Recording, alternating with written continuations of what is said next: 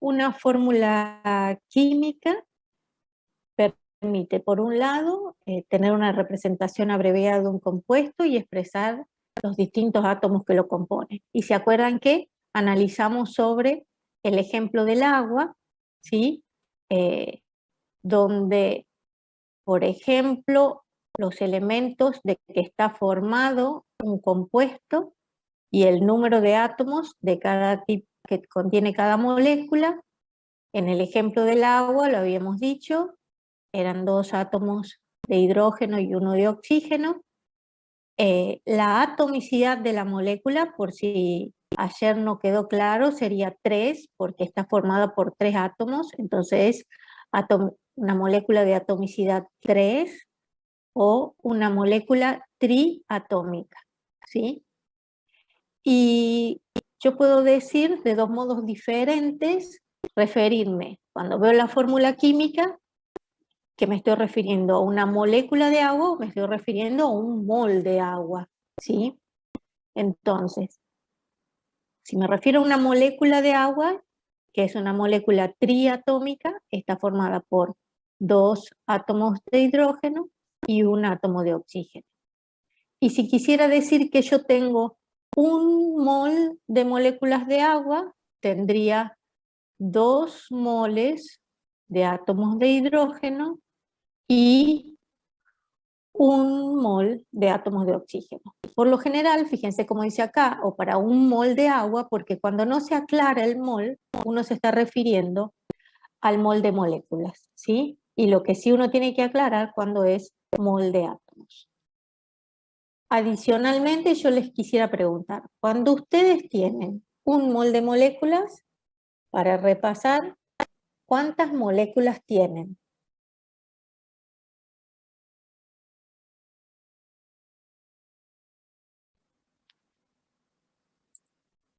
Un número de Avogadro de moléculas que serían 6,02 o 6,022 por 10 a la 23 moléculas de agua. Perfecto. Y lo mismo sería para ¿cuál de las 2 especies? Ese mismo número, ¿para cuál de las 2 especies sería?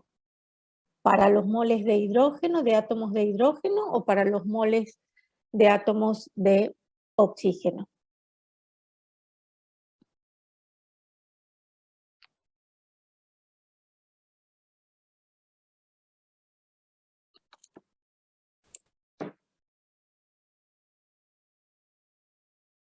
La pregunta es, si yo tengo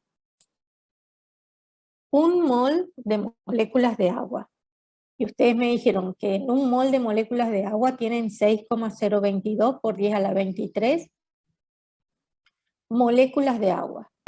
Ese número, que es el número de Avogadro, yo ahora les estoy preguntando, ¿coincide con el número de moles de hidrógeno, con el número de moles de oxígeno, o como me están poniendo, que sería con el número de moles de átomos de los dos? Exacto, coincide con el número de moles de átomos de oxígeno. ¿Por qué? Porque en 1 mol de moléculas hay 1 mol de átomos.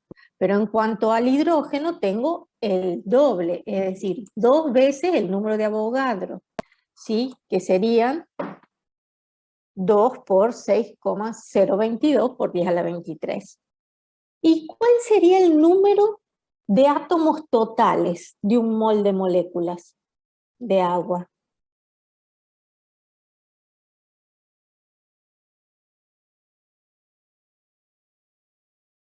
¿Cuál sería el número de átomos totales de 1 mol de moléculas de agua?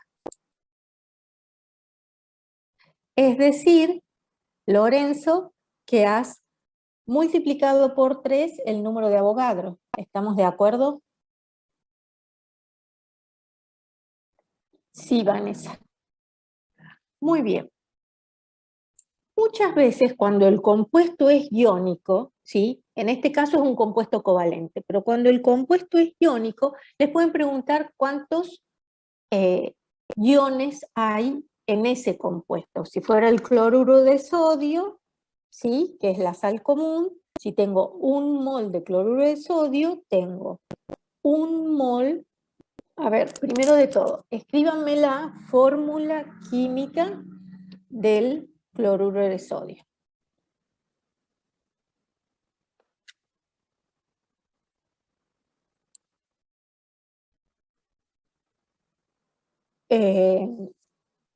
Bien, muy bien.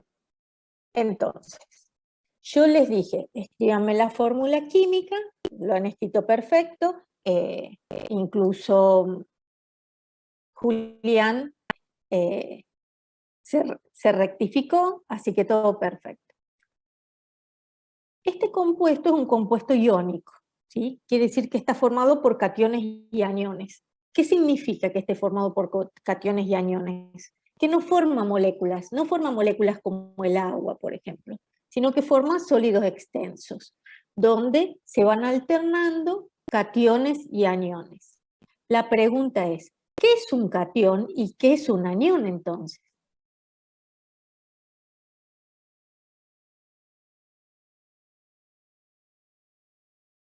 En el caso del ejemplo del cloruro de sodio, ¿cuál sería un catión y cuál sería el anión?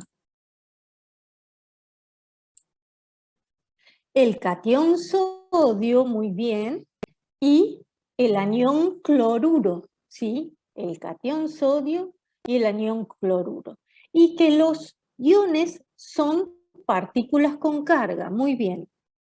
Ahora, la pregunta es, ¿cómo alcanzan la forma de un ion? Es decir, acá pone Dafne átomos con carga.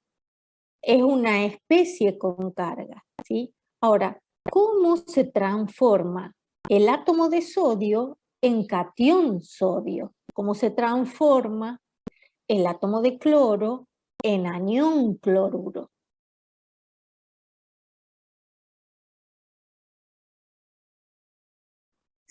Cuando se disocian en agua, uno ve los iones, que es como vieron ayer con Virginia, de los ácidos fuertes, me parece, no me acuerdo exactamente cuál tenían, pero tenían ácidos fuertes disociados en sus iones. Muy bien, entonces el cloruro de sodio, cuando lo disocio en agua, aparecen el catión sodio y el anión cloruro.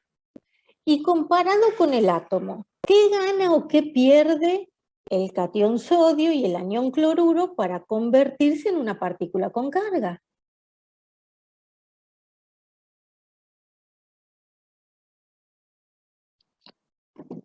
Electrones, muy bien. ¿Y qué electrones?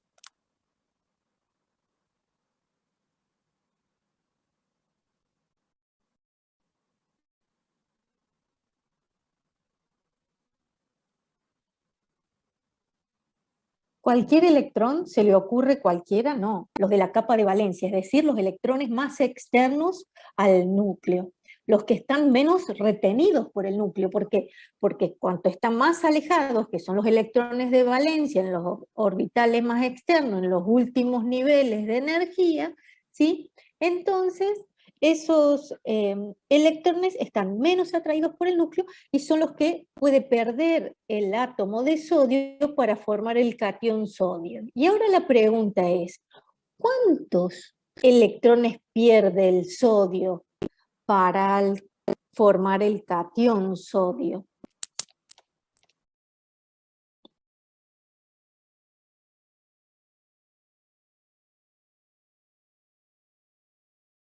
Exacto, pierde su único electrón de valencia, porque si ustedes tienen la tabla a mano pueden ver que el sodio está en el grupo 1, ¿sí?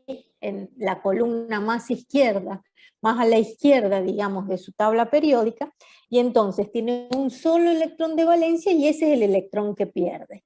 Muy bien, pierde ese electrón de valencia y se transforma en el catión sodio. ¿Qué pasa con el anión cloruro? ¿También pierde electrones?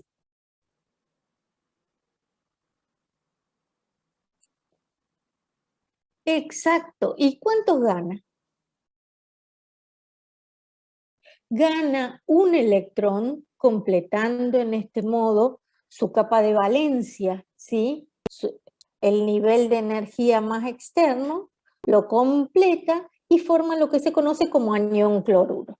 Con esto que me han dicho, cuál es la carga del catión sodio y cuál es la carga del anión cloruro.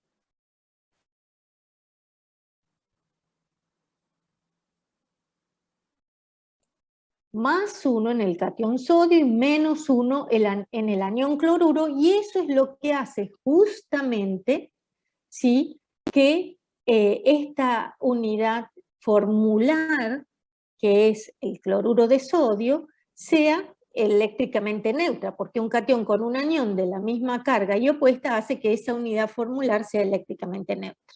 Y fíjense que entonces estoy diciendo unidad formular y no estoy diciendo moléculas, ¿sí?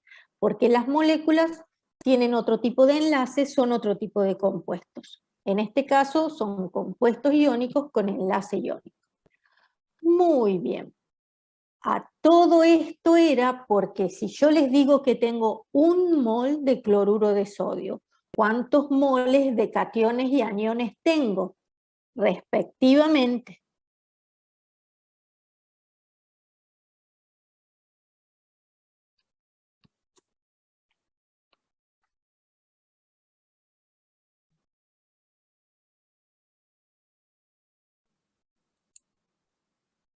Tengo 1 mol de cloruro de sodio.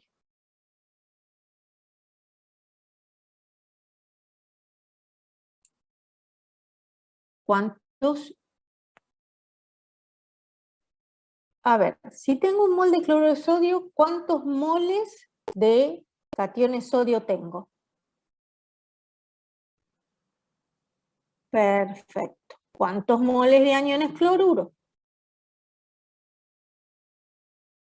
Y son moles de iones, como hablábamos ayer, que podían ser moles de moléculas, moles de átomos, moles de iones, moles de electrones también puede ser, ¿sí? Entonces el número de Avogadro se aplica a un sinnúmero de partículas, digamos, que existen en la química, siempre representadas por un mol de esas partículas.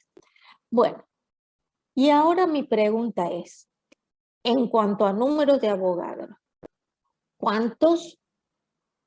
si tengo 1 mol de cationes sodio, ¿cuántos cationes sodio tengo?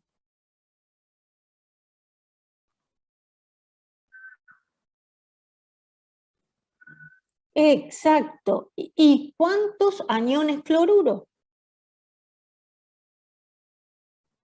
El mismo, porque justamente la unidad formular me dice que está formada por un sodio y un cloro, ¿sí? Muy bien. Perfecto. ¿Y la cantidad de iones totales en 1 mol de cloruro de sodio?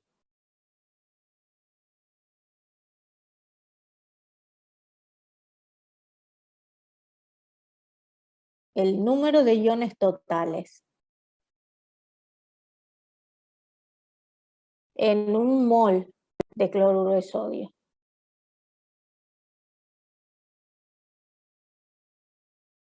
Exacto, Lola. Es el número de Avogadro por 2. ¿Y por qué no es 2, Lucila y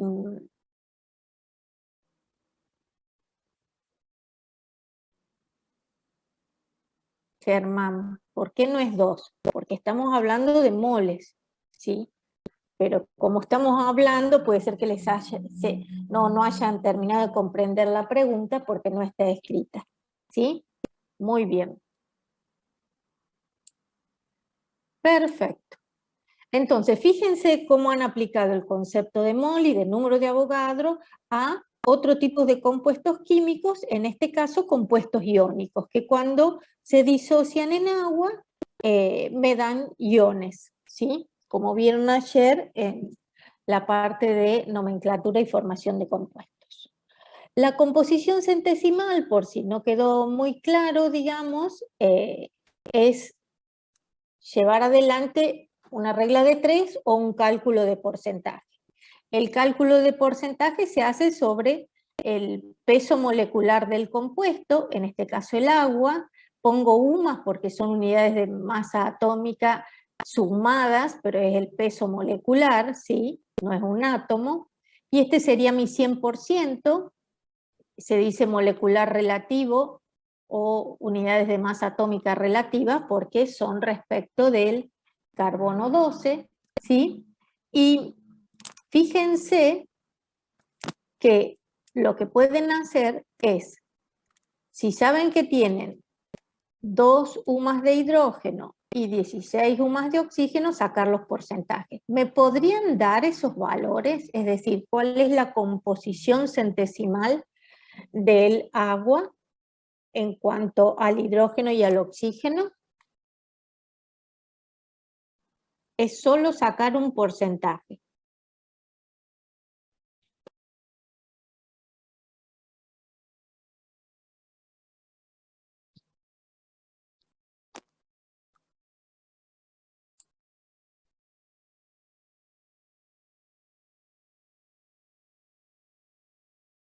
¿Están todos de acuerdo con ese valor para el hidrógeno? Acordate que son 2 átomos de hidrógeno, Abril, ¿eh? Entonces son 2 UMAs, no una UMA. No sé, porque yo empecé por el de oxígeno y me dio otro valor que con eso no completo el 100. Sí, el del oxígeno, 88,8, el del hidrógeno,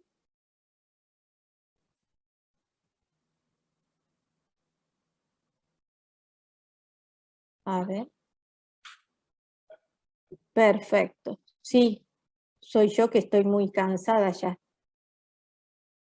A ver, voy a hacerlo.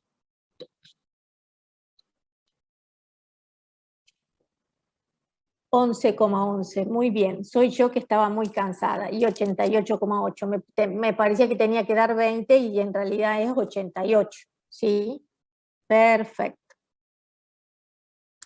Muy bien. Entonces, ¿se entiende el concepto?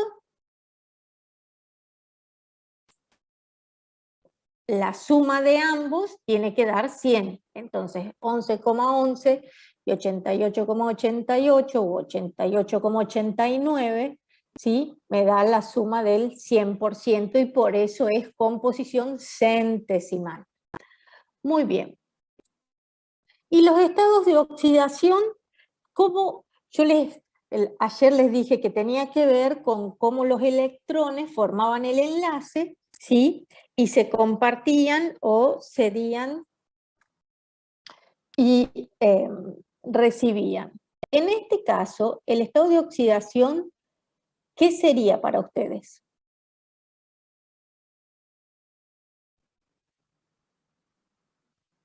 Por ejemplo, el estado de oxidación en el catión sodio y en el anión cloruro del compuesto iónico. Eso es más visible. ¿Por qué? Porque es un compuesto iónico.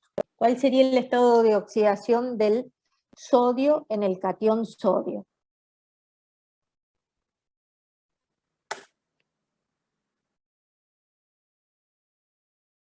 Más 1. Muy bien. ¿Y el estado de oxidación del cloro en el anión cloruro? Menos 1. Y eso hace que justamente la suma de los estados de oxidación me dé 0 y la unidad formular sea neutra, ¿sí? Porque están compensadas las cargas en el compuesto iónico. En este compuesto covalente, que es el agua, ¿sí? Donde no se ceden completamente electrones, ni se reciben, igual puedo considerar el estado de oxidación o número de oxidación de los elementos que la forman, considerando como que el enlace fuera iónico, ¿sí? Y entonces el hidrógeno cedería los electrones y el oxígeno los recibiría. Por eso en el hidrógeno el único electrón que tiene lo puede ceder y quedaría con un estado de oxidación o número de oxidación de más 1, y el oxígeno, ¿por qué tiene un estado de oxidación o número de oxidación menos 2?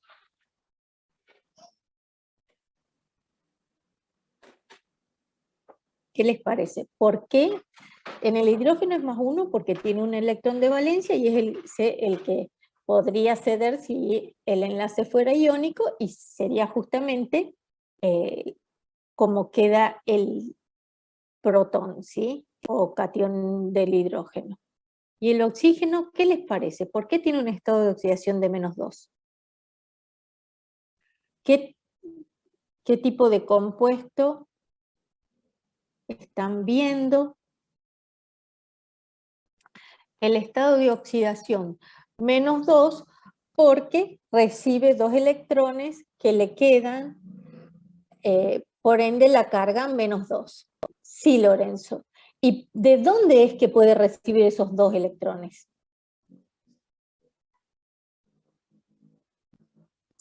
De los 2 hidrógenos, ¿sí? Entonces, ese sería el modo de que la molécula sea neutra.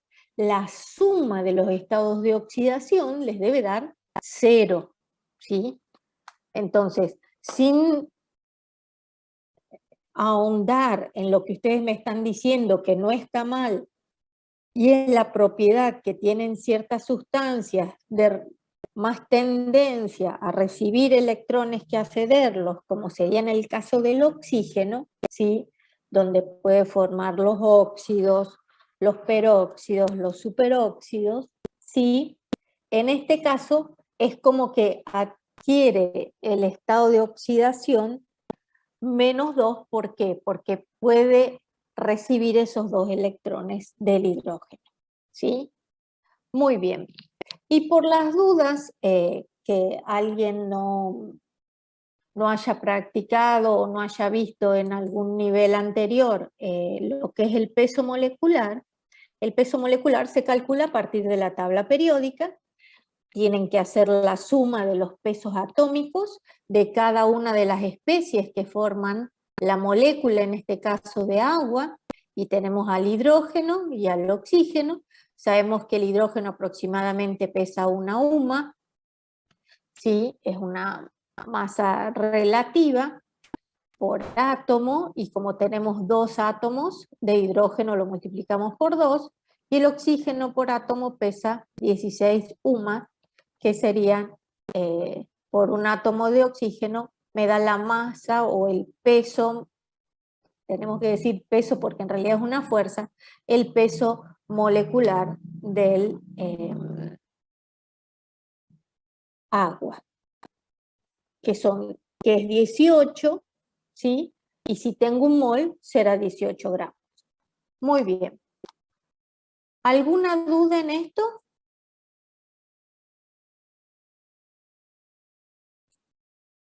Bien, entonces, después tienen las definiciones de mol, número de Avogadro y volumen molar, que nosotros ya lo hicimos ayer, pero por las dudas, para que tengan más vocabulario para la expresión, ¿sí?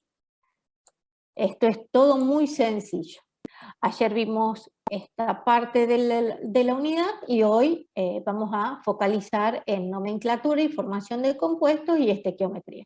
Por supuesto que esto ya lo ejercitaron, ya lo hicieron nomenclatura y formación de compuestos con Virginia, estequiometría hoy con Pablo, ¿sí? Es nada más para que terminen de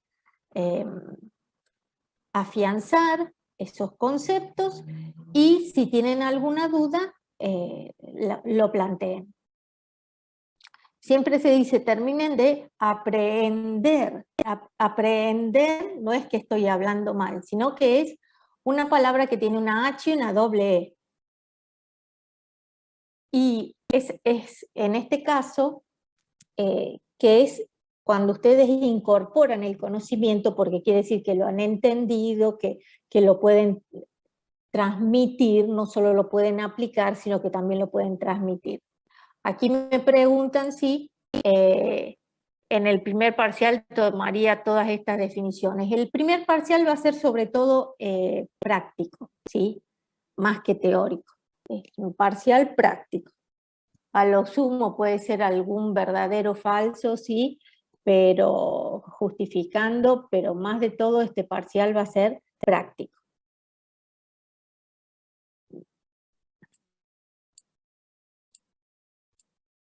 Bueno, como habíamos dicho ayer, nosotros vemos sobre todo formación de compuestos inorgánicos y sí, Sabrina, quiere consultar algo.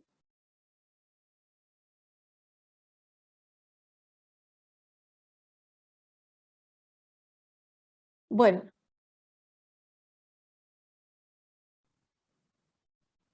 sí, las clases presenciales son las de los parciales, Sabrina. Fíjate que eso está explicado en el video y en el programa analítico, ¿sí? En la planificación. Sí, sí, hoy lo subo completo. Muy bien.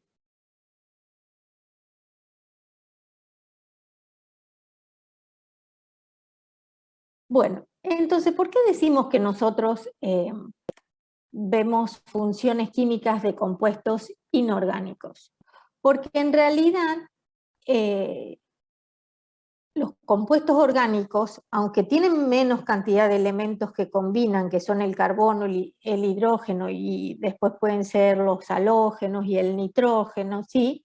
Son muchos más compuestos químicos y ustedes tienen una materia aparte, que es química orgánica, donde, digamos, focalizan el aprendizaje de ese tipo de compuestos. Como esto es una iniciación a la química, una introducción que es química general, lo que vemos sobre todo son compuestos inorgánicos, que por supuesto para la materia siguiente, que sería química inorgánica, la nomenclatura es algo que, y la función química es algo que ustedes ya lo tienen que saber desde química general. No creo que se detengan en volverlo a repasar.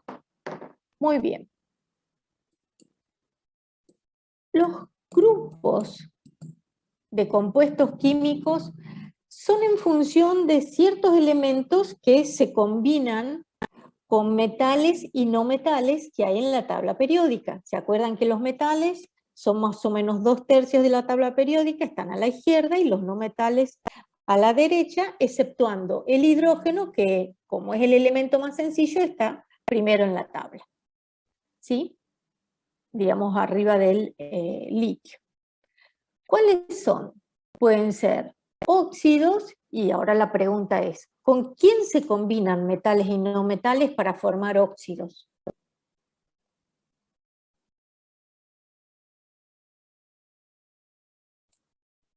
¿Cuál es el estado de oxidación del oxígeno en los óxidos? Perfecto.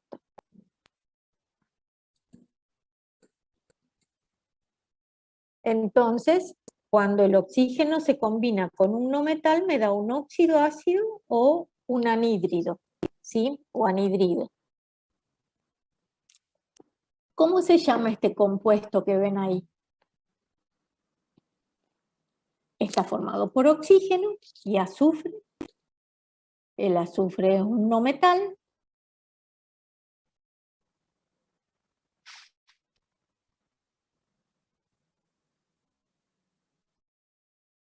Anhídrido sulfuroso, muy bien. ¿Qué otro nombre puede tener? Si ustedes ven óxido sulfuroso, muy bien. ¿Qué otro nombre puede tener? Óxido de azufre 4, muy bien. Y dióxido de azufre. Muy bien. Esos son todos los nombres posibles que puede llegar a tener el compuesto. ¿Por qué? Porque hay diferentes nomenclaturas. ¿Sí? Las dos primeras eran clásicas, la tradicional, digamos, que es la que siempre se dice que se va a dejar de utilizar, pero pasan los años y la seguimos usando, y si no tenemos, digamos, las nomenclaturas de stock y la IUPAC o sistemática, que lo que hace es ser un poco más clara y no me tengo que estar acordando de prefijos y sufijos, y simplemente tiene en cuenta las atomicidades o la valencia del compuesto. ¿Por qué digo la valencia del compuesto? Porque cuando Julián pone óxido de azufre 4, se está refiriendo a que el azufre se combina con el oxígeno para formar el óxido, aportando 4 electrones de valencia, ¿sí? El azufre tiene 6, puede, en este caso, digamos 6 electrones de valencia, es la máxima posibilidad de combinación que tiene el azufre. Pero también se puede combinar con 2 electrones, con 4 electrones, y en este caso solo usa 4 electrones. Si considerara que este es un compuesto iónico, aunque no lo es, para poder determinar los estados de oxidación, ¿cuáles serían? Del azufre y del oxígeno en el óxido.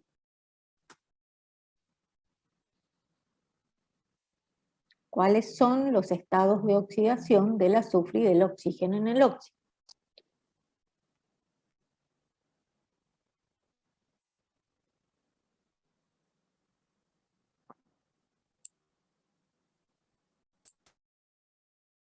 Muy bien. Entonces, la regla general sería que siempre que estemos frente a un compuesto que sea un óxido, el estado de oxidación del oxígeno será -2, ¿sí? Y en este caso particular, ya que el azufre tiene una valencia 6, que es la máxima cantidad de electrones que puede combinar, el estado de oxidación es +4. Lo que tiene que quedar muy claro, y no se tienen que equivocar, es que los estados de oxidación siempre tienen un signo adelante, positivo o negativo, ¿sí? En el caso del oxígeno, en los óxidos es -2, en el caso del azufre, en este óxido de azufre, 4 es +4, ¿sí? Porque fíjense que en el óxido de azufre 4, eso que escribieron ustedes, que todos lo están viendo, porque todos estamos escribiendo para todos, ¿sí? Entre paréntesis, el 4 en números romanos, es la valencia, ¿sí? Cuando quiero decir el estado de oxidación del azufre, tengo que decir +4. ¿Estamos? Siempre los estados de oxidación van precedidos por un signo más o un signo menos. Muy bien. Si eso se entendió, sobre todo aclarando por lo que ha escrito Luciano Vega, ¿sí? Veamos que se pueden formar óxidos combinando al oxígeno con los metales, ¿no es cierto? Y esos son óxidos básicos. ¿Cómo se llama ese óxido? Óxido de calcio. Muy bien. ¿Por qué se llama óxido de calcio? ¿Tiene algún otro nombre? Monóxido de calcio. Óxido de calcio sería el único nombre que puede tener, ¿sí? Ponele que vos decís monóxido de calcio porque es que estás teniendo en cuenta la atomicidad, ¿sí? Y tiene un solo oxígeno, pero les quiero decir una cosa, y óxido de calcio. El óxido de calcio es el único óxido que puede tener el calcio. Entonces, es como decir, no tiene otros estados de oxidación, y al no tener otros estados de oxidación, no tengo por qué diferenciarlo. Ahora, su valencia o su estado de oxidación, ¿cuál sería? 2 la valencia, muy bien. El estado de oxidación +2, muy bien. ¿Y dónde está por eso el calcio? Yo digo, ¿y dónde está por eso el calcio? Porque estoy pensando, claro, el catión calcio puede perder 2 electrones. Si pierde 2 electrones, tiene 2 electrones de valencia. En la tabla periódica se encuentra en el grupo 2 o grupo de metales alcalino-térreos, ¿sí? ¿Por qué voy nombrando la tabla? Porque, como les dije ayer, espero que la tengan a su lado, ¿sí? Y cada vez que haya que mirarla por algo que no se ubican, la tengan a mano. Muy bien. Estos son los óxidos que pueden formar, tanto con no metales o metales, y estos óxidos pueden reaccionar con agua, ¿sí? Cuando reaccionan con agua, porque estamos viendo formación de compuestos y funciones químicas inorgánicas, ¿sí? Óxidos ácidos, óxidos básicos, ¿sí? Cuando reaccionan con agua, ¿qué me dan? Un óxido ácido.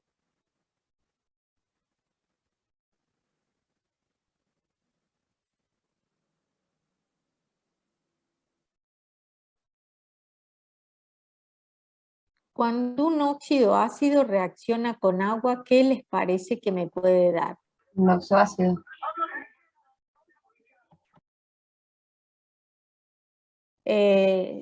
No se entiende muy bien un oxoácido. Muy bien. ¿Por qué un oxoácido y no un hidrácido?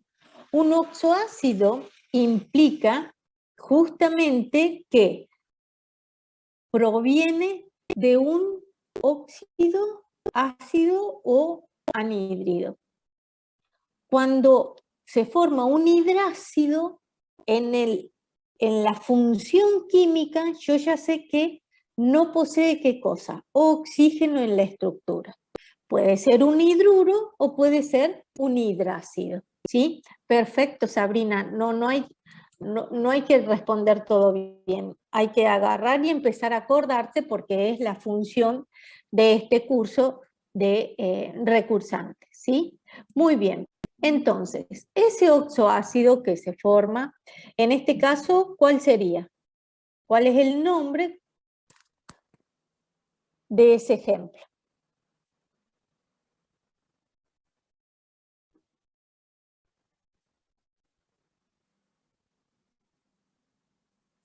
¿Cómo se llama este compuesto? Ácido sulfuroso, muy bien. Y si no, tetraoxosulfato 4 de hidrógeno o de dihidrógeno, ¿sí? Pero vieron que el problema es que es mucho más fácil decir ácido sulfuroso que empezar con el otro tipo de nomenclaturas que, aunque me va dando cuál es la cantidad de oxígeno, azufre, hidrógeno que hay, trioxo, sulfato de dihidrógeno o trioxo, sulfato 4 de hidrógeno, es como que se hace cada vez más complejo. Sí, ¿cuál es tu duda, Julián?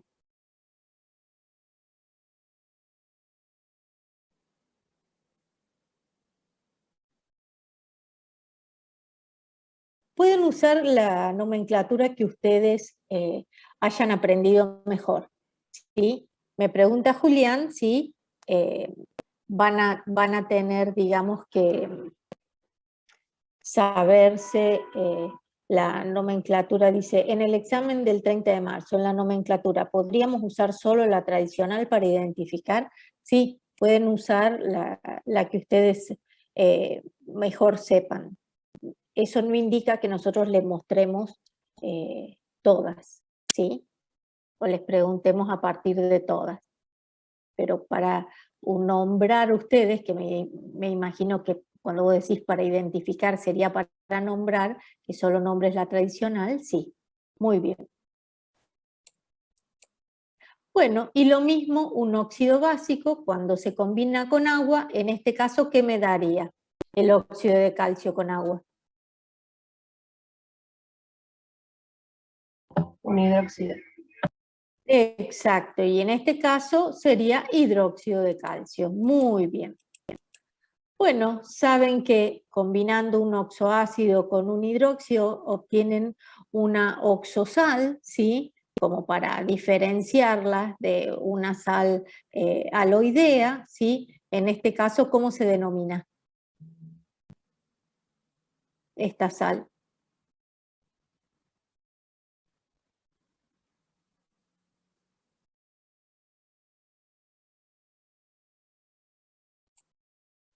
Sulfito de calcio, muy bien. Y si ustedes quieren plantear la reacción, saben que cuando combinan, ¿sí?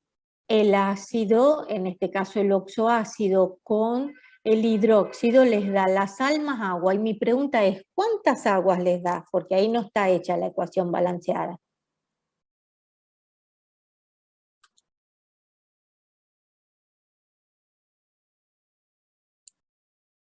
2, exactamente, ¿sí? Entonces, cumpliendo con la ley de conservación de las masas, ustedes tendrían 1 mol de sulfito de calcio que se forma y 2 moles de agua. Muy bien. Estos compuestos, digamos que serían los óxidos, los oxoácidos, los hidróxidos, las oxosales, son las funciones químicas de compuestos inorgánicos. Por supuesto también hay oxosales ácidas. ¿Y los hidruros serían combinación de quién?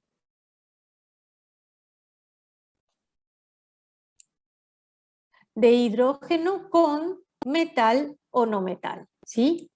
En este caso tendríamos los hidruros metálicos como este compuesto que ¿cómo se denomina?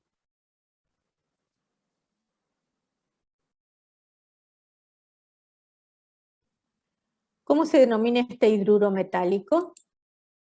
Hidruro de sodio, muy bien. ¿Por qué? Porque si nosotros formamos un hidruro no metálico, por ejemplo con el cloro, ¿cómo se denomina este compuesto? Cloruro de hidrógeno. Exacto. En el caso de los no metales, primero va el no metal, que uno se da cuenta por cómo está escrito, cloruro de hidrógeno, y en cambio en los hidruros metálicos es hidruro de sodio. Ahora, en los óxidos nosotros vimos que el oxígeno tiene estados de oxidación -2. ¿Cuál es el estado de oxidación del hidrógeno en un hidruro metálico? ¿Y cuál es el estado de oxidación del hidrógeno en un hidruro no metálico? En el metálico -1 y en el no metálico +1. Exacto. ¿Por qué? Porque los metales solo pueden tener estados de oxidación positivos, ¿sí? Y los no metales pueden tener estados de oxidación positivos y negativos. ¿Por qué estados de oxidación positivos y negativos? Porque ustedes si se fijan acá, en el caso del azufre, ¿sí?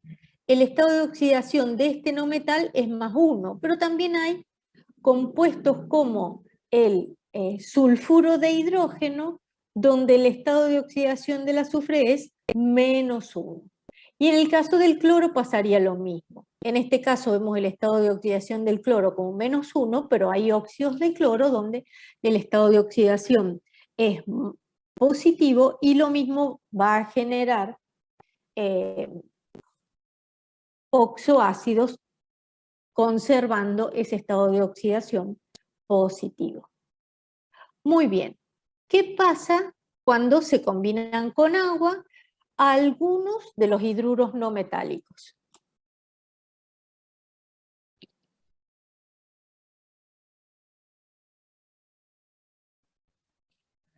Formarían lo que se había ya adelantado Sabrina, formaría los hidrácidos. Esto es una tendencia, pero no es una regla general. ¿Por qué? Porque fíjense, primero, este compuesto se llama cloruro de hidrógeno y en estado gaseoso es el nombre que le corresponde. Cuando este compuesto está, que es el mismo en solución acuosa, se disocia en sus iones y es el ácido clorhídrico, ¿sí? Que es un ácido fuerte que me da el protón o catión del hidrógeno, ¿sí? Que puede ser, que es cuando está acompañada de una molécula de agua, sería el grupo hidronio, ¿sí? O hidrogenión, y el anión cloruro. Pero no todos los compuestos, es decir, no todos los hidruros no metálicos se van a disociar en agua formando un hidrácido. Un ejemplo muy común es el amoníaco. El amoníaco, que ayer lo ponían como ejemplo de moléculas, ¿sí? Es un nitrógeno y 3 hidrógenos, y cuando se combina con el agua, al contrario, en lugar de tener propiedades ácidas, tiene propiedades básicas. Por eso simplemente quiero aclarar que esto es una tendencia que ciertos hidruros no metálicos combinados con agua dan hidrácidos, pero no es una regla general. Ese hidrácido con un hidróxido puede formar una sal aloidea, que es como hablábamos recién, que las oxosales tienen oxígeno en su estructura, en cambio las sales aloideas no poseen oxígeno en su estructura. Por supuesto que aquí la combinación del hidrácido con el hidróxido me va a dar la sal aloidea, cloruro de calcio y agua. Si quisiera balancear esta ecuación, ¿cuáles serían los coeficientes estequiométricos? Si ustedes quieren escribir una ecuación química donde el hidróxido de calcio reacciona con el ácido clorhídrico, para darme cloruro de calcio más agua, ¿cuáles serían los coeficientes estequiométricos? Pueden estar escribiéndolo en un papel.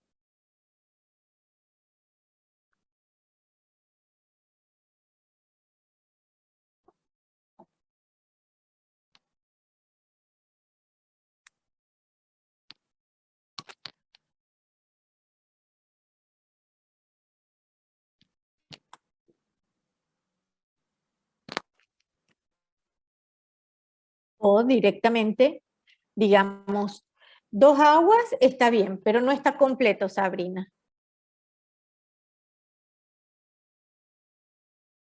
Germán, no sé qué es ese 2. Ah, quisiste poner un oxígeno y pusiste un igual. Perfecto. Entonces, 1 mol de hidróxido de calcio más 2 moles de ácido clorhídrico me dan 1 mol de cloruro de calcio más 2 moles de agua. ¿Están de acuerdo?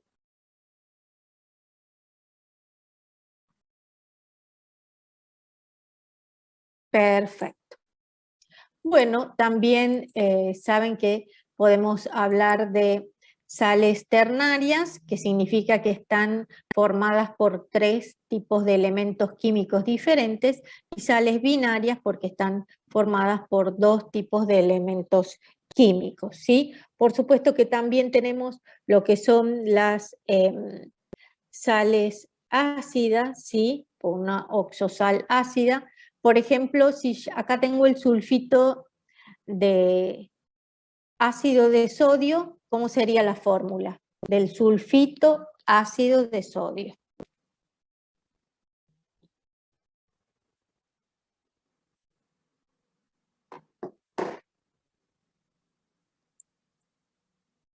Perfecto.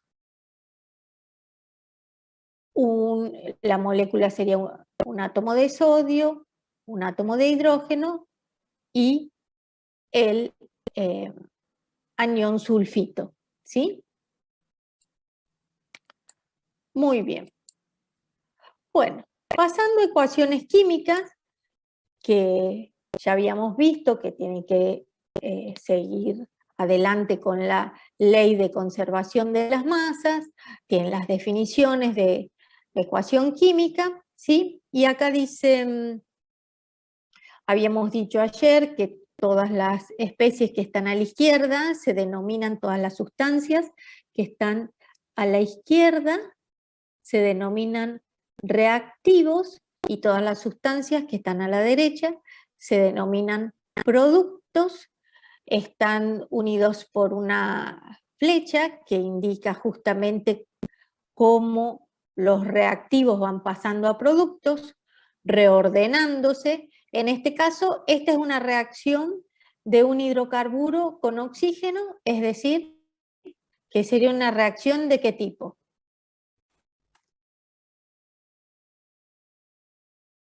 Cuando quemo un hidrocarburo. Es una reacción. Exacto, es una reacción de combustión. El oxígeno del aire, ¿sí?, hace que se transforme, digamos, si la combustión es completa, en dióxido de carbono y agua. Los coeficientes estequiométricos que hacen que tenga la misma cantidad de carbono en ambos miembros, la misma cantidad de hidrógeno en ambos miembros, la misma cantidad de oxígeno en ambos miembros, ¿sí? 5 por 2, 10, 3 por 2, 6, más 4, 10, ¿sí?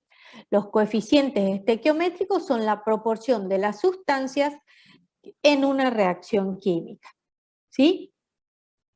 Por ahora, nosotros las reacciones químicas las vamos a balancear de este modo, siguiendo la ley de conservación de las masas y solo viendo que la misma cantidad de átomos de los distintos elementos que están en reactivos aparezcan esa misma cantidad reordenados en los compuestos de los productos. Muy bien. Aquí tienen definiciones, aquí tienen otra representación. No está de más que esta es la combustión del hidrocarburo más sencillo, el metano, ¿sí?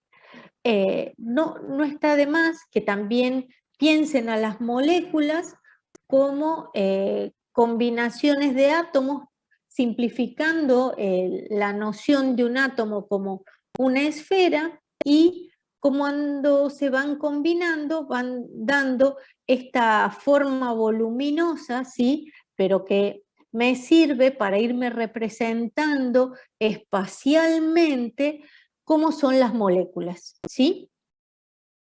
Combinaciones de átomos que los átomos están considerados como esferas, ¿sí? De nuevo, esta es una reacción de combustión. La flecha en un sentido indica que el proceso es irreversible, ¿sí? Y entonces se convierten en productos los reactivos y no va a haber una reconversión de productos en reactivos. Y cuando aparece una doble flecha, la reacción es reversible. Comento esto porque cuando veamos más adelante equilibrio químico, equilibrio ácido-base, algo tan sencillo como es una doble flecha o una flecha en un solo sentido, es muy importante. ¿Por qué? Porque significa que cuando es en un solo sentido el proceso es irreversible, no va a volver a productos. Pero cuando está en los dos sentidos, la flecha, una doble flecha, significa que el proceso es reversible, es decir, que pueden tender de reactivos a productos como de productos a reactivos, o como suele decirles Pablo, de sustancias de la izquierda a sustancias de la derecha, porque justamente no es que unos son reactivos y los otros son productos, porque todos coexisten a la misma vez, ¿sí? Pero esto es fundamental porque requiere de un entendimiento del sistema que por ahí, cuando lo nombramos dentro de 2 meses, cuando ustedes ya están cansados de química, ¿sí? Porque ya estamos llegando al final del cuatrimestre, cuesta que retengan la importancia de hacer o una flecha simple o una doble flecha, ¿sí? Acá dice que cuando las condiciones de la reacción suelen ponerse por encima o por debajo de la flecha, a esas condiciones se refiere a presión, temperatura, si uso un catalizador, ¿sí? Esas cuestiones, o a veces tengo una solución acuosa en la cual no la pongo al agua como reactivo, porque después pongo las especies como iones acuosos, ¿sí? Entonces se ponen por encima o por debajo de la flecha. Bueno, como ya vieron, en reactivos limitantes y en exceso, ¿sí? Acá tienen el ejemplo de la doble flecha, y el concepto de reactivo limitante y reactivo en exceso, sencillamente es que cuando nosotros tenemos una sustancia, no está muy gráfico esto con sándwich para preparar, pero es una analogía nada más, pero lo que quiere decir es que muchas veces en la industria, ¿qué es lo que se prioriza? Primero, siempre, la formación de la mayor cantidad de productos, ¿sí? ¿Bajo qué condiciones? Bajo condiciones de reacción que serían las que maximicen esa producción. Esas condiciones de reacción muchas veces hacen que tenga un reactivo que es más económico y que puedo ponerlo en exceso para asegurarme que el reactivo que es más escaso o más costoso reaccione completamente, ¿sí? Y de ese modo darme la cantidad de producto que quiero formar. Entonces, es algo muy común en la industria, digamos, que alguna de las especies esté en exceso. Por ejemplo, si yo quiero quemar algo, una combustión, me voy a asegurar de que tenga oxígeno, ¿sí? No lo voy a hacer en un ambiente sin aire, porque sé que no se va a quemar, ¿sí? Y entonces, el oxígeno del aire, sabemos que lo tenemos en suficiente cantidad como para que se me queme toda la madera que quiero, o toda la leña que quiero convertir, ¿sí? Otro concepto importante, ¿sí? Es las purezas que pueden llegar a tener los reactivos. Y que tiene que ver con una cuestión de costos también. Cuando uno trabaja en un laboratorio, trabaja con sustancias ultrapuras, que se dice proanálisis, ¿sí? Que son sustancias que se encuentran en mayor cantidad y tiene muy poca impureza, es decir, dice que tiene un 99% de el compuesto que yo estoy utilizando. Por ejemplo, una sal tiene un 99% de pureza, quiere decir que el 1% es un compuesto que no es la sal, ¿sí? En este caso, los reactivos con impurezas, si existen reactivos con impurezas, es necesario determinar primero la cantidad existente de la sustancia pura. ¿Por qué? Porque esa impureza no me va a dar producto. Y como esa impureza no me va a dar producto, es importante que yo no la considere para los cálculos. Si se hacen reaccionar, en un ejemplo, 22,75 gramos de zinc que contiene 7,25% de impureza con ácido clorhídrico suficiente, ¿sí? Que quiere decir que es mi reactivo en exceso cuando dice que es ácido clorhídrico suficiente y no voy a hacer ningún cálculo con él, calcule la masa de hidrógeno desprendida. El dato es la masa atómica del zinc. En su conocimiento, ¿ustedes qué se dan cuenta? Que el zinc reacciona con el ácido clorhídrico. ¿Para qué? Para darles cloruro de zinc e hidrógeno. El hidrógeno se desprende como un gas y el cloruro de zinc sigue en solución acuosa. ¿Cómo saben cuánto zinc hay en esa muestra que tiene un 7,25% de impureza? O mejor dicho, voy a hacer la pregunta más sencilla. En esa muestra de reactivo, ¿hay 22,75 gramos de zinc?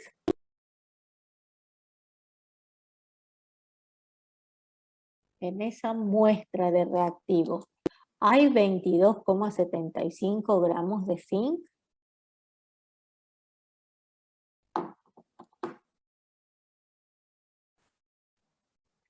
No, sería menos. Sería menos. ¿Por qué? Porque 22,75 es la masa de zinc pura más la masa que corresponde a un 7,25% que es de impurezas. ¿Sí? Muy bien. Hay distintas formas de calcular cuánto zinc realmente tengo en la muestra.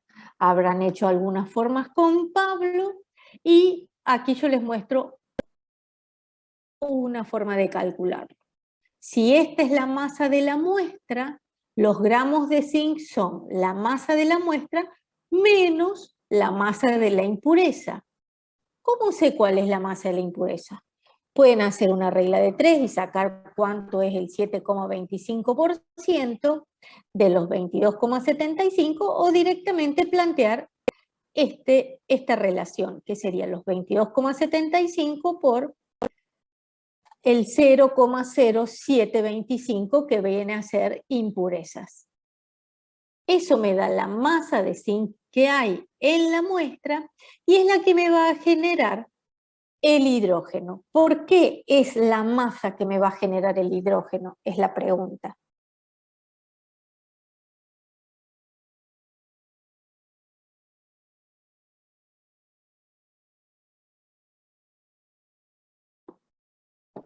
¿Por qué no calculo los 2 moles de ácido clorhídrico para ver cuánto hidrógeno obtengo,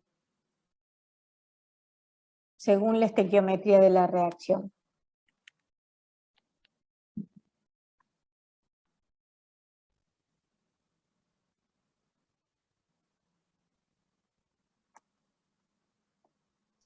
¿Se entiende la pregunta? El ejercicio me dice, calcule la masa de hidrógeno desprendida, ¿sí? ¿Por qué dice de hidrógeno desprendida? Porque en realidad esto es hidrógeno gaseoso, no está puesto acá, pero vieron que yo digo ácido clorhídrico porque esta es una solución acuosa, está el zinc sólido y me da el cloruro de zinc que queda en solución acuosa en forma de iones y el hidrógeno que se desprende como gas. Mi pregunta es, ¿uso los 2 moles de ácido clorhídrico para ver cuánto hidrógeno se desprende o uso la masa de zinc para ver cuánto hidrógeno se desprende?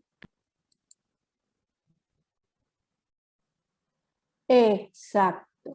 Como el ácido clorhídrico es el reactivo en exceso al cual yo no tuve que hacer ningún cálculo, entonces la masa de zinc que es real, digamos, es la masa de zinc sin impurezas, 21,1 gramos, es la que me va a generar la cantidad de hidrógeno formado, ¿sí? Y según esa cantidad de hidrógeno formado, que pueden hacerlo por regla de proporcionalidad o pueden hacerlo por regla de 3, digamos, por ecuación de proporcionalidad o regla de 3, ¿sí? Mi pregunta es, esta masa de hidrógeno formado, si estuviéramos en condiciones normales de temperatura y presión, ¿es más o menos que 22,4 litros?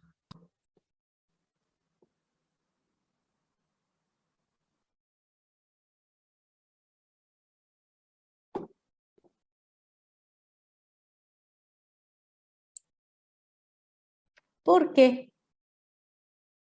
Está bien, Juliana, está bien, Kevin, pero la pregunta es, ¿por qué es menos? ¿Y porque el zinc no es puro?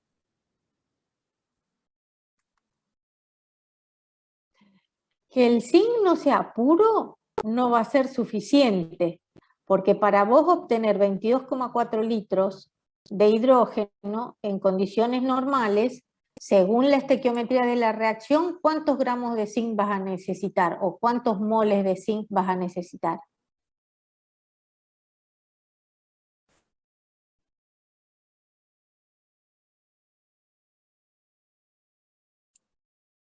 Fíjense,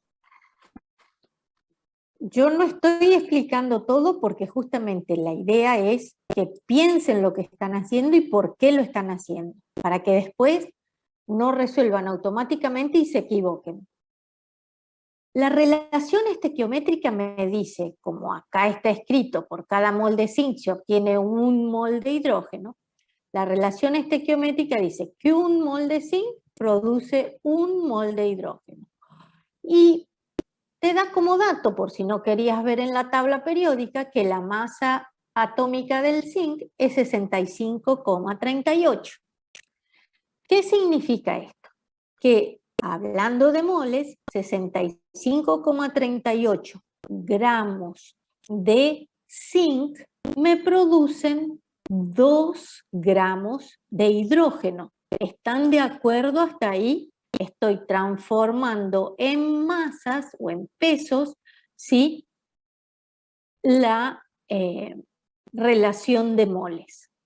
Como tengo mucho menos que un mol, ¿sí? Porque fíjense que tengo casi un tercio de mol, porque tengo 21,1 gramos de zinc, entonces lo lógico es que me diera menos de 2 gramos, es decir, menos de un mol. ¿Está bien? Sí, porque veo que el resultado, sin haberlo corroborado, es 0,645 gramos de hidrógeno. Casi un tercio, yo digo casi un tercio porque hago cálculos así mentales tratando de ver que los resultados sean coherentes. Menos masas de zinc, menos masa de hidrógeno que produzco, pero esa menos masa es en relación a la masa del mol de zinc y al mol de hidrógeno, ¿sí? No a la pureza del zinc, ¿sí? Entonces, como esa masa es menor, en condiciones normales de temperatura y presión, yo sé que 2 gramos, que son un mol de hidrógeno molecular, va a ocupar un volumen de 22,4 litros. Como tengo menos masa en las mismas condiciones de presión y temperatura, entonces se va a producir un menor volumen, ¿sí? Y voy a tener menos de 22,4 litros, voy a tener casi como un dividido 3, ¿sí? Porque es más o menos la relación que estamos trabajando. Así que han contestado bien y han preguntado bien los que han consultado. Y ahora me gustaría saber, por ejemplo, si Agustín se entendió, ¿sí? Si no, vuelvo a repetir, por qué es menos de 22,4 litros.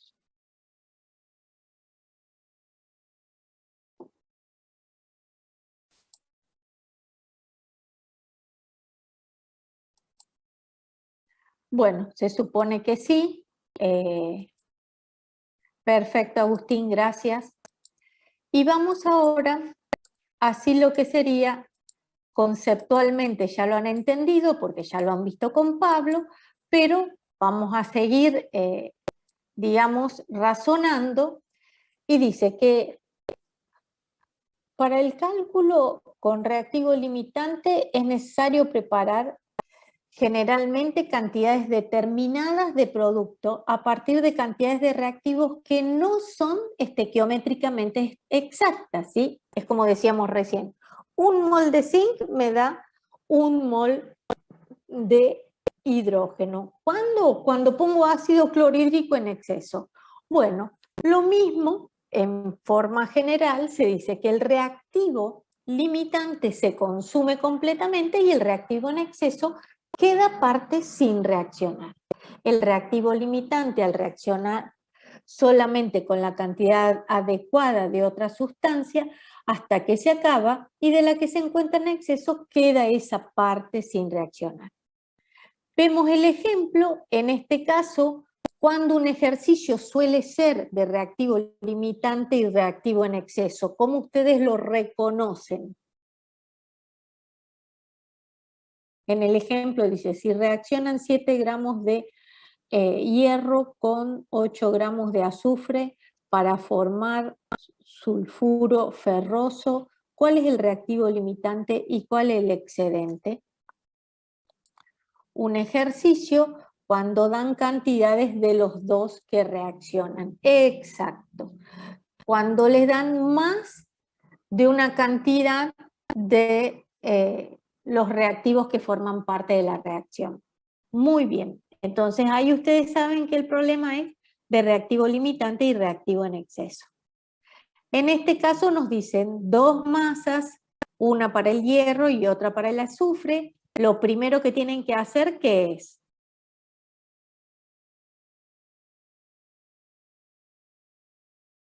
Balancear.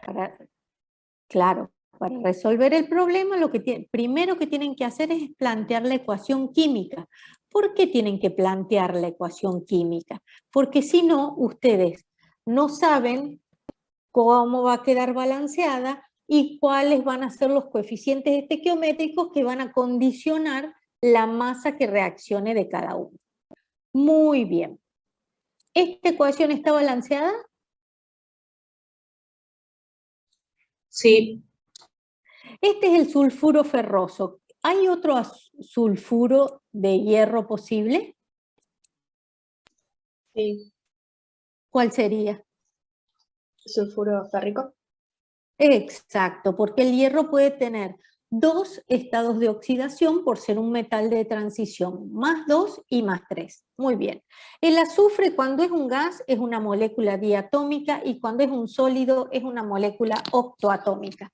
En este caso no lo hemos puesto para no complejizar el balance, sí, pero puede ser que les aclaren azufre gaseoso o azufre sólido y ahí ya vamos a ver a medida que pasen las clases, cómo pueden representarlos en cuanto a la atomicidad de la molécula.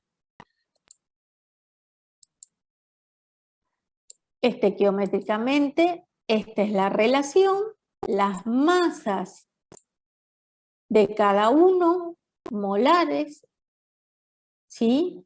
56 para el hierro, 32 para el azufre y 88 para el sulfuro ferroso. Está bien balanceada la ecuación porque la suma de las masas molares de reactivos es igual a la masa molar del producto, ¿sí? Así que no solo veo que estén las mismas cantidades de átomos, sino que veo que se cumpla la ley de conservación de las masas.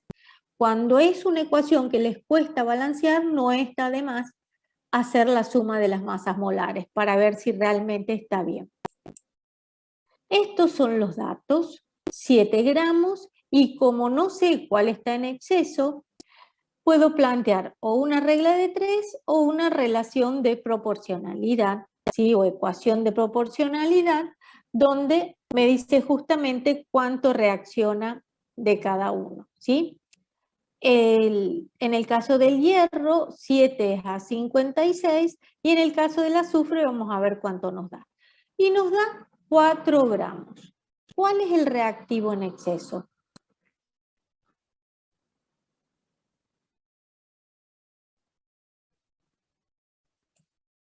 El reactivo en exceso es el azufre. Muy bien. ¿Cuál es la masa en exceso de azufre? 4 gramos serían, profe. Exacto, es lo que me sobra. De 8 menos lo que se consume, 8 menos 4, 4 gramos sería el exceso. Estamos hablando de números sencillos para que ustedes lo puedan ir contestando oralmente. Ahora, ¿cuál de los dos van a usar para calcular la masa, si les preguntara, de sulfuro ferroso que se forme?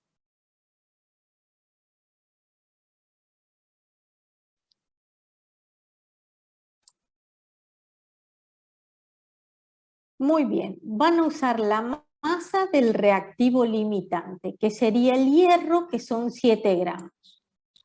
¿Cuál es el consejo? El consejo es que aunque esté bien calculado y ustedes sepan que solo van a reaccionar 4 gramos de azufre, hoy está bien calculado, pero capaz otro día no, y si ustedes toman este resultado para hacer el cálculo, pueden incurrir en un error. Entonces, siempre usen para los cálculos primero los datos y después, cuando el problema sigue avanzando y tienen que sacar respuesta de respuesta, ahí sí revisen los cálculos para no arrastrar un error, ¿sí?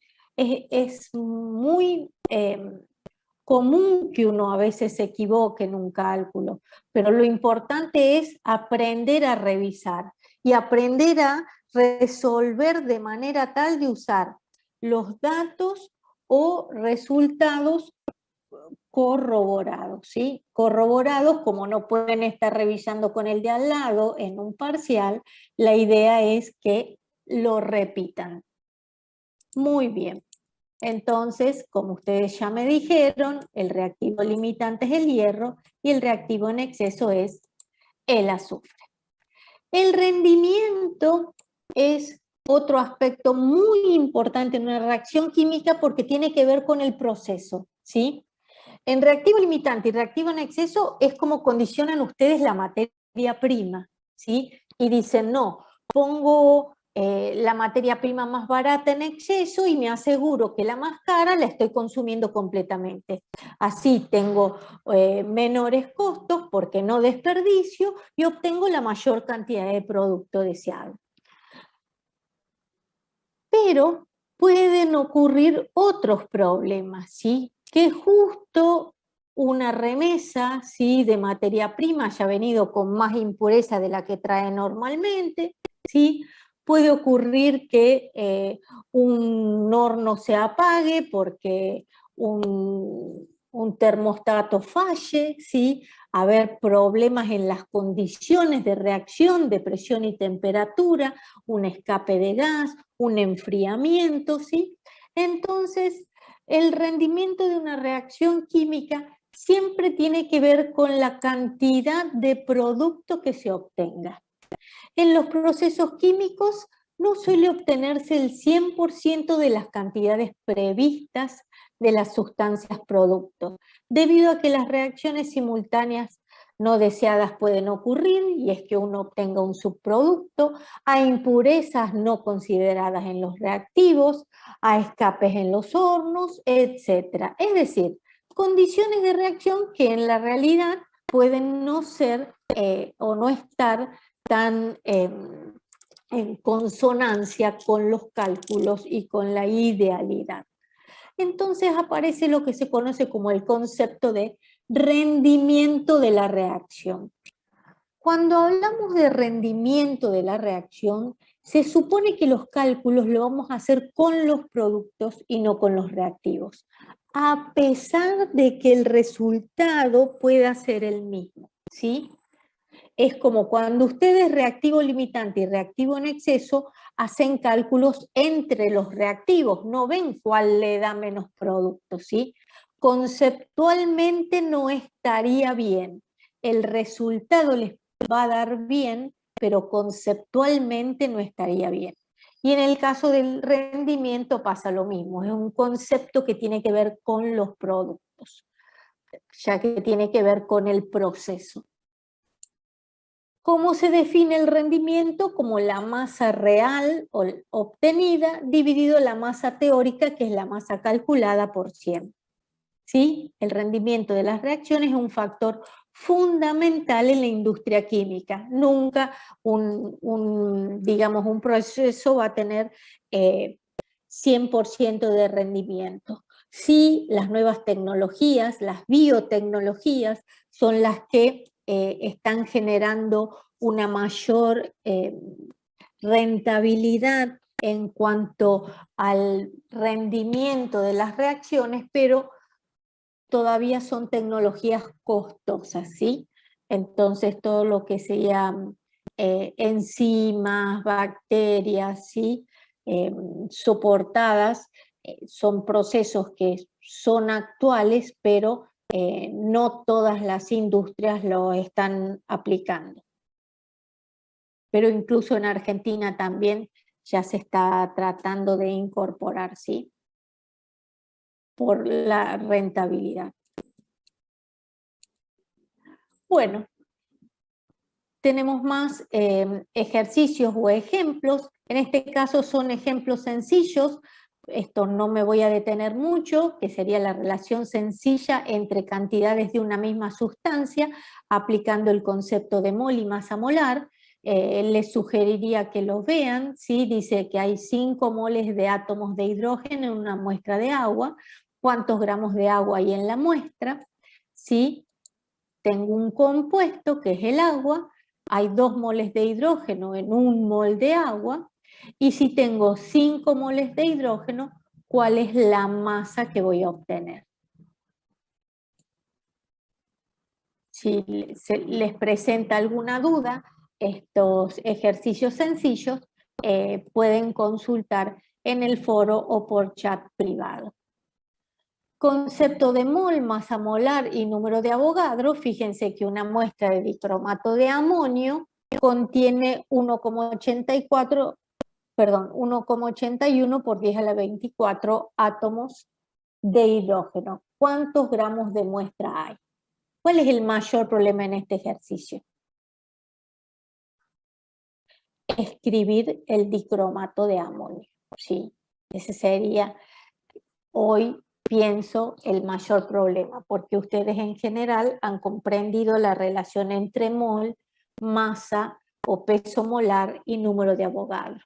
Pero la nomenclatura de compuestos un poco más complejos sí puede generar alguna dificultad. El hidrógeno, en este caso, al cual está haciendo referencia y del cual hay como dato 1,81 por 10 a la 24 átomos en una masa determinada de la muestra de dicromato de amonio, está contenida ¿en qué ion? El hidrógeno, ¿en qué ion está contenido?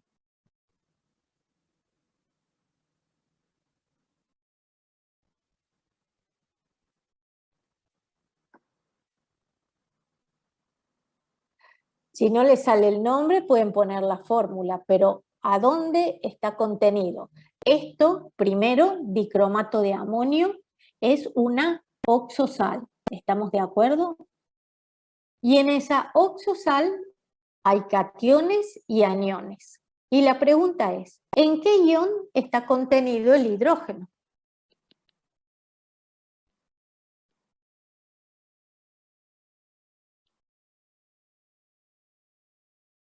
En el catión amonio, muy bien. En el catión amonio está contenido el hidrógeno, los 1,81 por 10 a la 24 átomos de hidrógeno.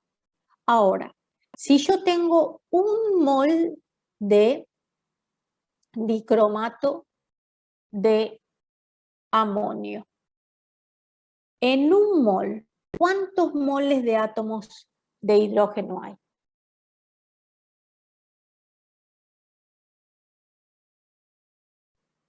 En un mol, N no. ¿Cuántos moles de átomos? Un número les estoy preguntando.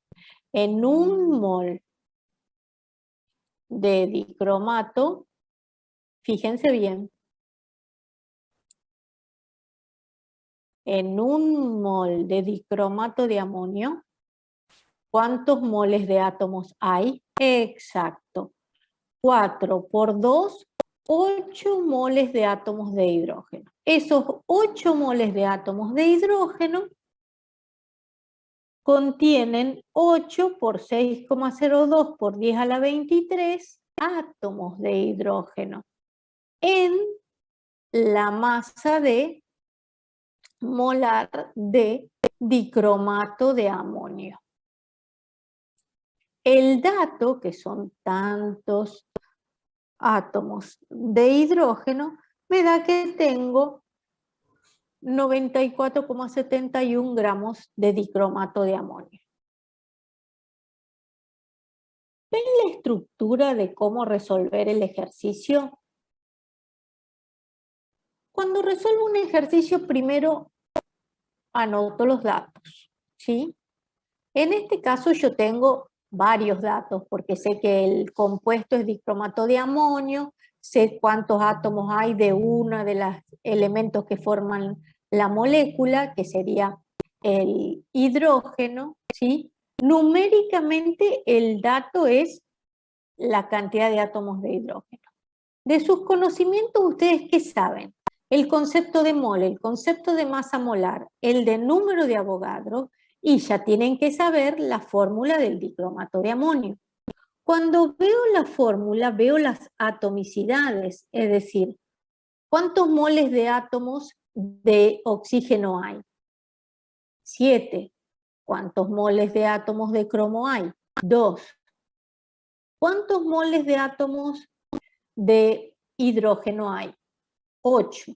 Y ahora yo pregunto, ¿cuántos moles de átomos de nitrógeno hay? en un mol de dicromato de amonio. 2, perfecto, es decir, se dieron cuenta que aunque acabe en un 1, el paréntesis engloba a todo el grupo, ¿sí? Catión amonio, y entonces son 8 para el hidrógeno y 2 para el nitrógeno. Y la incógnita, es decir, cuál era la masa de muestra. Traten de sistematizarse en la resolución de los ejercicios. ¿Por qué? Porque este es un ejercicio sencillo, con un compuesto un poco complicado, compuesto químico un poco complicado, en cuanto a nomenclatura, pero que es sencillo de resolver si hago todas las deducciones posibles.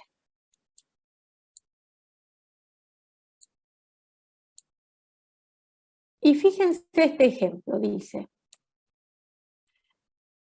la urea, ¿sí? Que es este compuesto, tiene los grupos amino, carbono, oxígeno, acá está desarrollado la estructura del compuesto orgánico, es un compuesto nitrogenado, ¿sí? ¿Por qué? Porque tiene nitrógeno en su estructura, que se usa como fertilizante. Puede sintetizarse a partir de la reacción entre el amoníaco y el dióxido de carbono, generando también agua.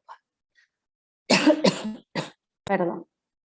En este caso, sí.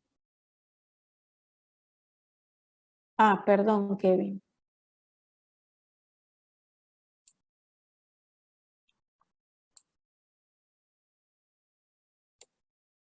El 14 es la masa atómica del nitrógeno. Me pregunta Kevin, ¿cómo saco la masa molar? ¿Sí? Esta es la masa atómica del nitrógeno 14. Cromo 52, oxígeno 16. ¿Estamos?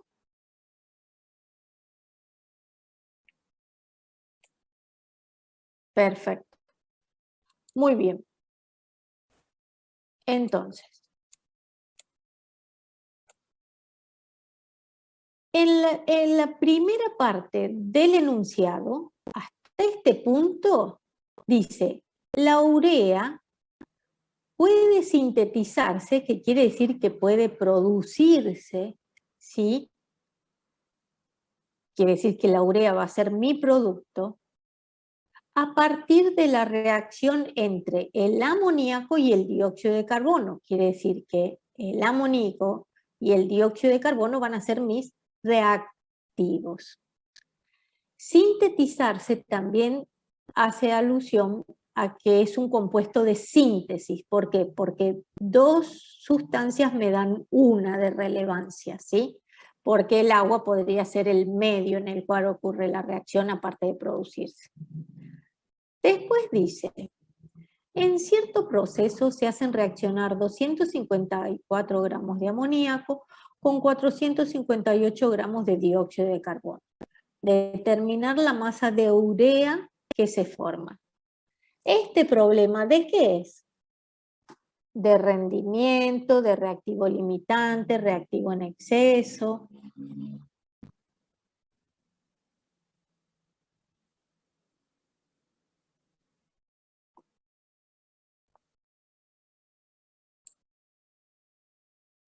De reactivo limitante y reactivo en exceso. Muy bien, justamente porque me da la masa de amoníaco y la masa de dióxido de carbono, es decir, me da dos datos de masas de reactivos. Lo primero que tengo que hacer, como siempre me dicen, es escribir la ecuación química, balancearla, ¿sí? Por supuesto que le da la fórmula de la urea porque es un compuesto orgánico que desconocen, sí, pero el amoníaco y el dióxido de carbono y el agua son tres sustancias que ustedes pueden conocer fácilmente la fórmula. Fíjense que directamente lo que se hace es relacionar las masas estequiométricas de los reactivos, las masas en la relación estequiométrica de los reactivos, y la masa dato, y me da 328,71 gramos de dióxido de carbono. La pregunta es, ¿quién es el reactivo limitante y quién es el reactivo en exceso?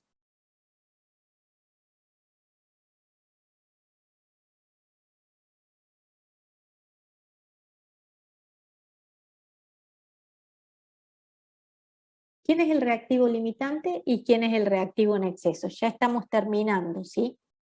La clase.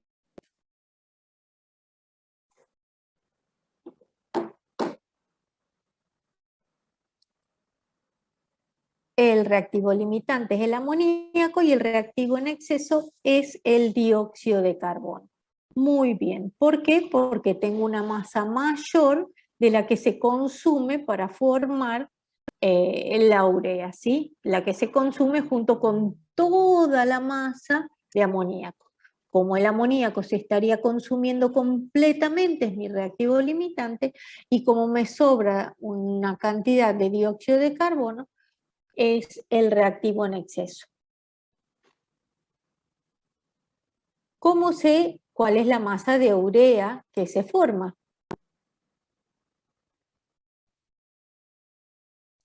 Mediante un cálculo entre el reactivo limitante y la relación estequiométrica entre el amoníaco y la urea, ¿sí? La relación estequiométrica es que 2 moles de amoníaco me dan 1 mol de urea, entonces la masa, saben que el amoníaco es 14 más 3, 17, por 2, 34, 34 gramos de amoníaco me da una masa determinada de urea, la masa molar, ¿sí? 254x. Y pueden hacer el cálculo por regla de 3, ¿sí? 60 pesa la urea. 14 más 2 por 2 más 12 más 16. Y se obtiene esa cantidad de urea. ¿Alguna pregunta?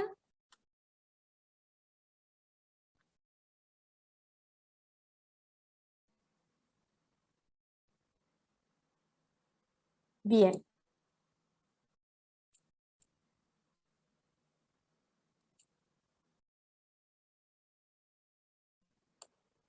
Dice, siguiendo con el mismo ejercicio, porque uno puede ir pensando qué otras dificultades se pueden presentar, ¿sí?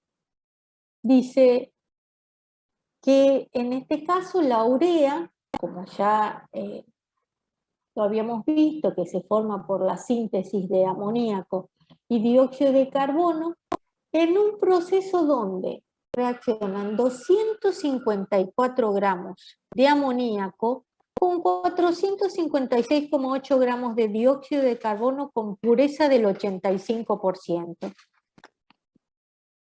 Determinar la masa de urea que se forma si el rendimiento de las reacciones es del 78%. ¿Qué diferencia hay en la primer parte del enunciado respecto del ejemplo anterior?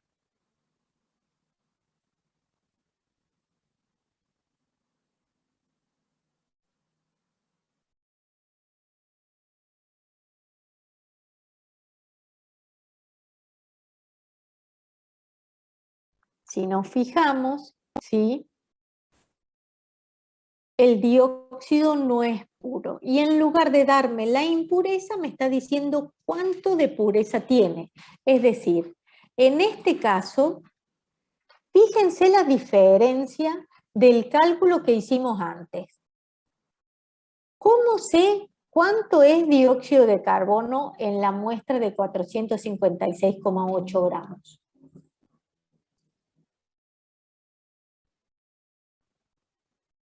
¿Cómo lo calculan? ¿Cómo lo saben?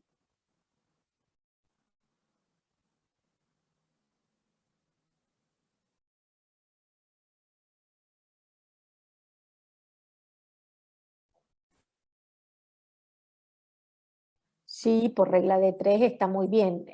Y es es regla de 3 de porcentaje, ¿sí?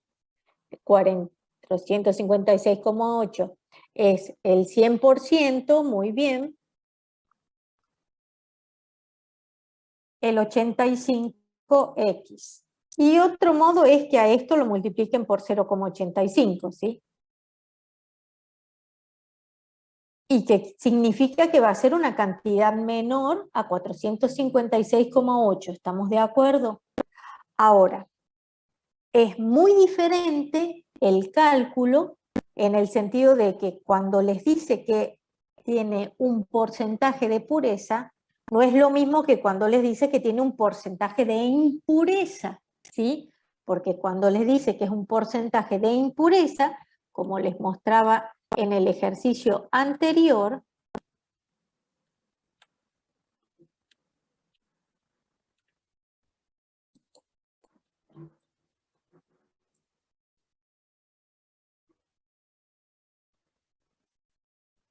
ustedes restaban la impureza a la masa total, ¿sí? En cambio, en este caso, en el nuevo ejercicio, en lugar de restar la impureza a la masa total, sacan el porcentaje de la masa total directa, ¿sí? Ese porcentaje de la masa total directa sería esta regla de 3 a la que ustedes me estaban haciendo referencia, ¿sí? Bueno, con esto vemos que sigue siendo el dióxido de carbono reactivo en exceso, a pesar de que no está puro.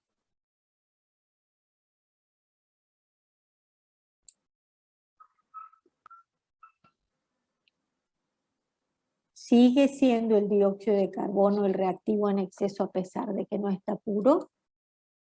Sí, sigue siendo el reactivo en exceso. ¿Por qué? Porque tengo 388,28 gramos de dióxido de carbono puro y en realidad necesito para consumir todo el amoníaco 328,71 gramos. Y entonces ahora yo pregunto, si el rendimiento fuera del 100%, ¿obtengo la misma masa de urea que en las condiciones del ejemplo anterior? Si el rendimiento fuera del 100%, ¿obtengo la misma masa de urea que en las condiciones del ejemplo anterior?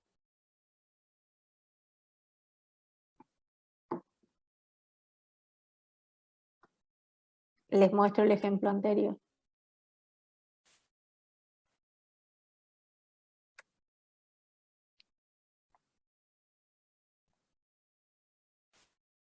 Sí, exactamente. Obtengo la misma masa de urea. ¿Por qué? Porque el reactivo limitante sigue siendo el mismo. Si el rendimiento fuera del 100%. Ahora, como el rendimiento es del 78%, mi pregunta es, ¿voy a obtener una masa mayor o menor que 448,24 gramos de urea?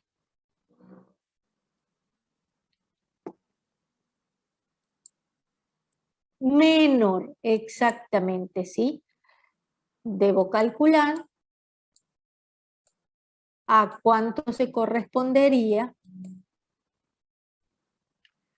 Obtengo una masa para el 100%, ¿sí? Los 448 para un rendimiento del 78%, obtengo una masa menor. Muy bien. Y en este ejercicio, y ya termino, ¿sí? Que la diapositiva yo la titulo a trabajar y crear preguntas, porque en realidad uno puede ir generando incógnitas, no solo entendiendo el enunciado, sino que justamente entendiendo el proceso y cómo uno habla de reactivo limitante, reactivo en exceso, rendimiento y pureza, uno puede ir generando preguntas, ¿sí? Y dice, la degradación de la glucosa, proceso muy complejo que ocurre en el cuerpo humano, puede representarse como una reacción de combustión, ¿sí? Si nuestro cuerpo consume 500 gramos de glucosa, ¿qué masa de dióxido de carbono y agua se producen simultáneamente? Fíjense, primero es una combustión, entonces los productos van a ser dióxido de carbono y agua. Aparte de la glucosa, ¿tengo que poner algún otro reactivo en esta reacción de combustión cuando plantee la ecuación?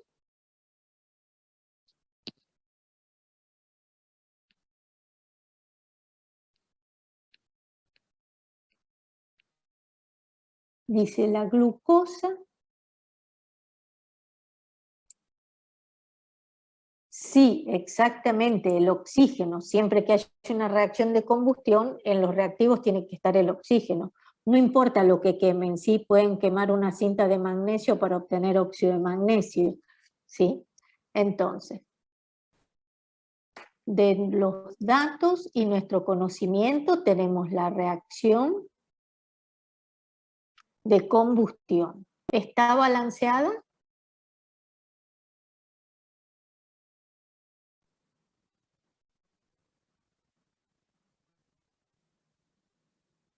¿Está balanceada la reacción? No, profe. No, justamente. Hay que balancearla porque primero ponen los reactivos y los productos y después tienen que hacer el ajuste de la reacción. Muy bien. Con esto les estoy diciendo, nunca se confíen, aunque uno les dé una ecuación, que la ecuación esté balanceada, porque puede ser que uno se las dé porque los reactivos o productos, algunos sean muy complejos, pero eso no asegura que esté balanceada, ¿sí? Así que ustedes siempre corroboren que esté balanceada. Bueno, una vez balanceada la ecuación, dice, ¿qué masa de dióxido de carbono y agua se produce si nuestro cuerpo consume 500 gramos de glucosa? Es decir, que van a quemar 500 gramos de glucosa, ¿sí? Les está haciendo una pregunta que no es la que comúnmente se hace. La que comúnmente se hace, ¿cuál sería? ¿Qué masa de dióxido de carbono se produce? ¿Qué masa de agua se produce? Pero acá les está diciendo, ¿qué masa de dióxido de carbono y agua se produce simultáneamente? ¿Qué quiere decir eso? Que quiere saber la masa de quién.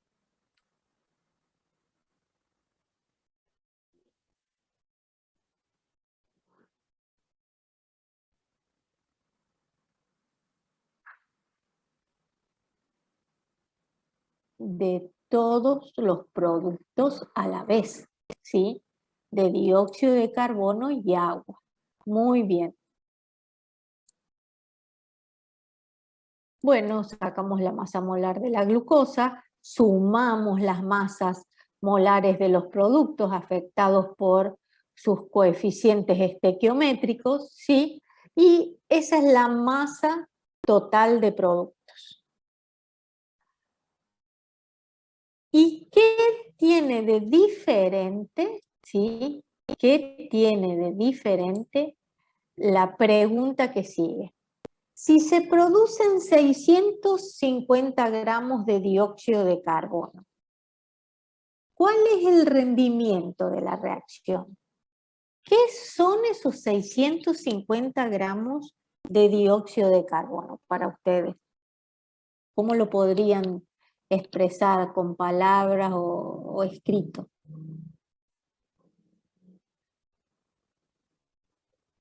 Es la masa, es el producto de reacción, pero es la masa real, ¿sí?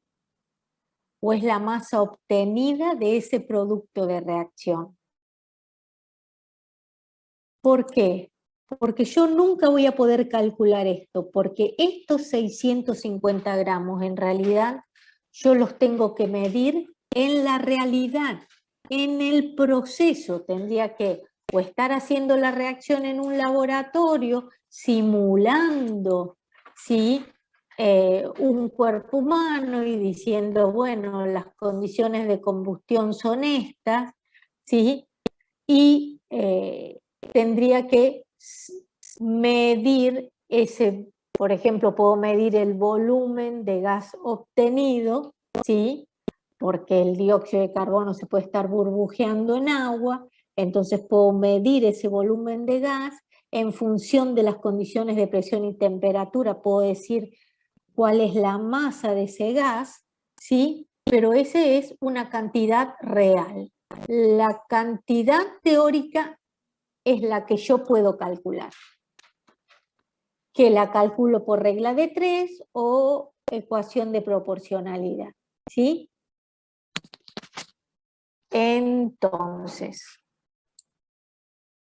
si 180 gramos de glucosa me dan 6 por 44 gramos de dióxido de carbono, 500 gramos X.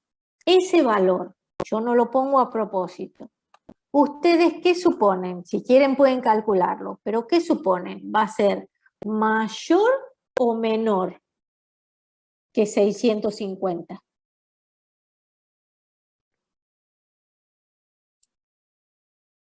Exacto, va a ser mayor, porque es el que calculo con un rendimiento del 100%. Ese valor mayor, ¿sí?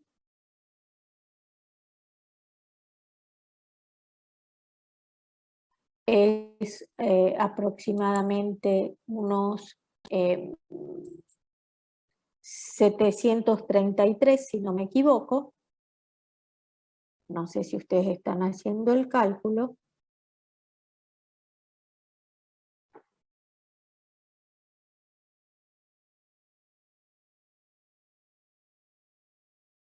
Me da que el rendimiento es de un 88,6%. Sí, y entonces el rendimiento de un 88,6%, considerando todos los decimales. ¿Se entiende?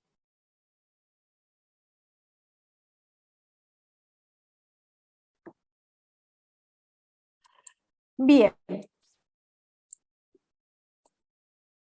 Aquí tienen más compuestos para formar, que estos están resueltos. Podría ponérselos sin las respuestas en la diapositiva y así ustedes ejercitan, ¿sí? En el primero es la nomenclatura y en el segundo es la fórmula y la función química, ¿sí? Y cualquier duda que se les genere lo pueden preguntar la clase que viene. Bueno.